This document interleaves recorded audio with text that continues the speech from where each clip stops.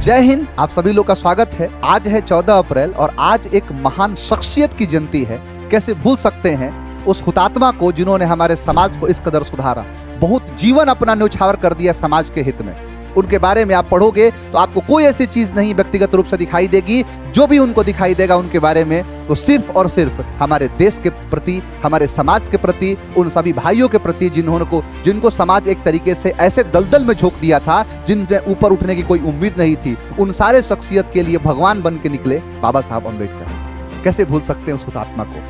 मैं अगर इस बारे में देखता हूं कितने दिलेर आदमी थे, देश के प्रति कितने समर्पित थे, आप इस बात का पता लगाइए सिर्फ इस बात से कि जब वो पहला round table conference, second round table conference, third round table, तीनों राउंड टेबल कॉन्फ्रेंस में जाके और यहाँ की जो स्थिति थी कि जैसे उनके भाइयों के साथ, हमारे भाइयों के साथ किस प्रकार से दुर्व्यवहार किया जा रहा था, और उसकी मांग करते हुए उस जो है ब्रिटेन के अंदर जाके लड़ चुके थे कि आप ऐसा संशोधन करो, ऐसा सुधार करो, और उनकी मांग को कैसे भी मनवा के लेके आए, लड़के, और वहां पर जाके उन सभी लोगों से लड़के अपनी मांग को लेके आए। यहाँ पर कहा जाता है कि बापू महात्मा गांधी जब उनको पता चला कि भीमराव अंबेडकर जाके वहां से एक पृथक निर्वाचन मंडल की मांग करके लेके आए हैं, अनशन पर बैठ गए। कहे आमरण अनशन करूंगा, नहीं मानूंगा मैं ये। आप सोचिए कितने दिलेर थे कि जब उनको ये पता चला कि हमारे महात्मा गांधी अगर वो ऐसा कह रहे हैं, अगर उनके अंदर ये बातें आ रही है कि नहीं ऐसा नहीं होना चाहिए, लात मार दिया। उन्होंने कहा कि नहीं चाहिए मुझे पृथक निर्वाचन मंडल। जाके आप पढ़ते हैं कि जाके वहीं पर उसी पुणे के यरवदा जेल के अंदर पूना पैक्ट पर साइन किया गया, ये बात को मानते हुए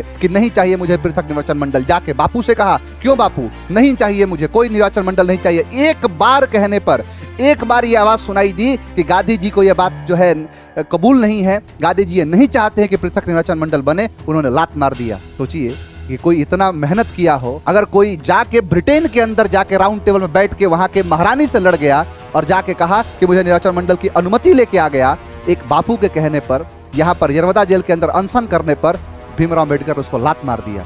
ऐसे महान शख्सियत थे। तो अगर मैं उनकी कहानियों को बताने लगूं तो अब दिन कम पड़ जाएगा, शब्द कम पड़ जाएंगे। तो ऐसे जो है हुतात्मा है, आज उनका जो है जयंती है, और नमन करता हूं मैं ऐसे लोगों को कि जिन्होंने समाज के अंदर जो है इन सारी चीज़ों को सुधारा है।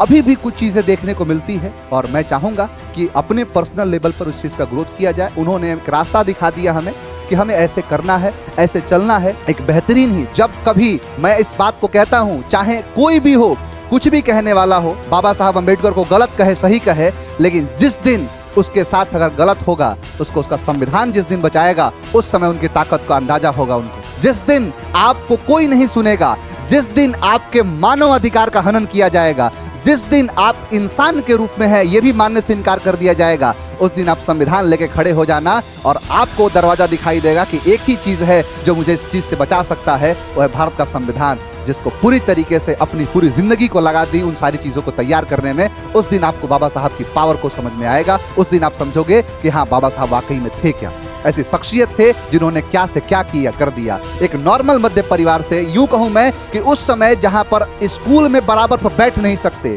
एक जगह पर पानी नहीं पी सकते, एक तालाब के अंदर जो है जाके एक साथ नहा नहीं सकते, पानी नहीं पी सकते, और उस जगह से निकल के इस जगह पर पहुंचे कि आज भी अगर कभी भी हमें अगर ऐसा लगता है कोई साथ नहीं है और हमारा संविधान हमें बचाता है, तब हमें याद आती है बाबा साहब की। आज उनकी जयंती है और मैं चाहूँगा कि आप सभी लोग उनके बनाए गए रास्तों पर चलिए और उन्होंने जो एक रास्ता दिखाया है और वो चीज़ आप करिए। इससे कहीं ज़्यादा उनको खुशी मिलेगी, ना कि आपसी लड़ाई करने से मिलेगी और आपसी चीज़ों को ग्लैमराइज करने से मिलेगी। उन्होंने जो रास्ता दिखाया है उस रास्तों पर चलिए, उसका और विकास कैसे हो सकता है इस पर काम किया जाए, तब जाके हम पूरी तरीके से श्रद्धांजलि दे पाएंगे बाबा साहब अम्बेडकर को। तो मिलेंगे अगले वीडियो में। आज के लिए इतना ही। Thank you very much. जय हिंद।